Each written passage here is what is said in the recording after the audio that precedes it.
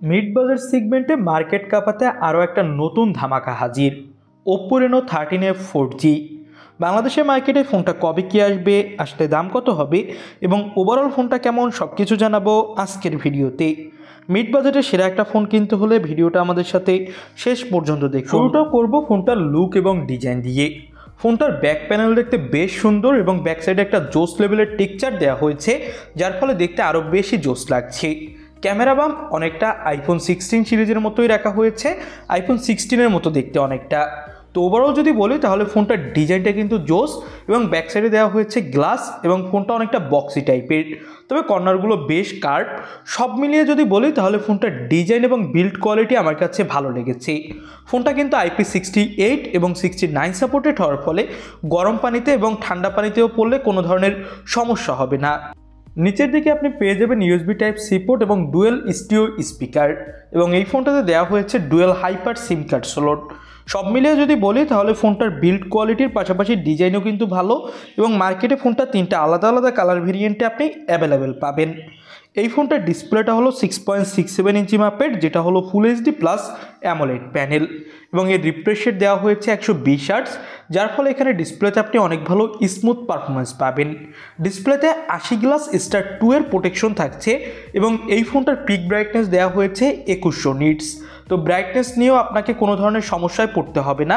সব মিলিয়ে যদি বলি তাহলে বাজেট অনুযায়ী ফোনটার ডিসপ্লে কোয়ালিটিও আপনি ধরে নিতে পারেন এক কথায় টপ ক্লাস। ডিসপ্লের চিন বেজেলসও কিন্তু একদম ঠিকঠাকই আছে, একদম কম, এবং এই বাজেট অনুযায়ী ডিসপ্লে কোয়ালিটি আমার কাছে অনেক বেশি ভালো মনে হয়েছে। পারফরমেন্সের জন্য এই ফোনটাতে আপনি পাবেন মিডিয়াটেকের হেলিও G100 চিপসেট, যেটা 6 ন্যানোমিটার আর্টিটেকের উপর বেস করে তৈরি, এবং এর আপ টু ক্লক স্পিড হলো 2.0 GHz, আর জিপিইউ মালি G57। তো পারফরমেন্সের দিক থেকে ফোনটা ভালো হবে।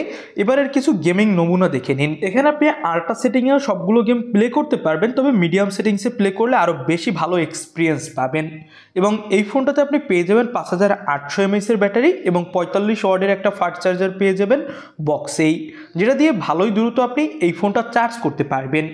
LPDDR4X র্যাম পাবেন এবং UFS 2.2 স্টোরেজ থাকছে। ক্যামেরার কথা বলতে গেলে 50 মেগাপিক্সেলের প্রাইমারি ক্যামেরার পাশাপাশি 8 মেগাপিক্সেলের আল্ট্রা ওয়াইড এবং 2 মেগাপিক্সেলের ম্যাক্রো পাবেন ফোনটাতে। সামনে পেয়ে যাবেন 32 মেগাপিক্সেলের সেলফি ক্যামেরা। সামনে পিছনের দুই ক্যামেরা দিয়ে ফুল HD প্লাস রেজুলেশনে ভিডিও করা যাবে, আর এই ফোনটা দিয়ে তোলা কিছু ছবি আপনি দেখতেই পাচ্ছেন।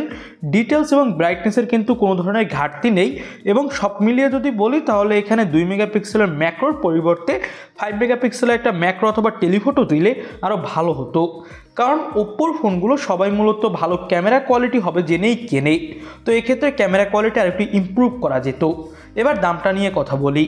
ফোনটার দাম হবে আশা করা হচ্ছে দেশের মার্কেটে 35,000 টাকার আশেপাশে অফিসিয়ালভাবে, তবে এই দামে আমার কাছে কোনোভাবেই এই ফোনটা একদম ঠিকঠাক মনে হয়নি। এর থেকে অনেক ভালো স্পেসিফিকেশন দেয়া অফিসিয়াল ফোনই এখন দেশের মার্কেটে অ্যাভেলেবেল এই বাজেটে। আপনাদের কাছে এই ফোনটা কেমন কি লাগলো সেটা অবশ্যই আমাদের কমেন্ট বক্সে জানাবেন। নতুন কোনো ভিডিওতে আপনাদের সাথে কথা হবে। আজকের মতো ভিডিও এখানেই শেষ করছি। আল্লাহ হাফেজ।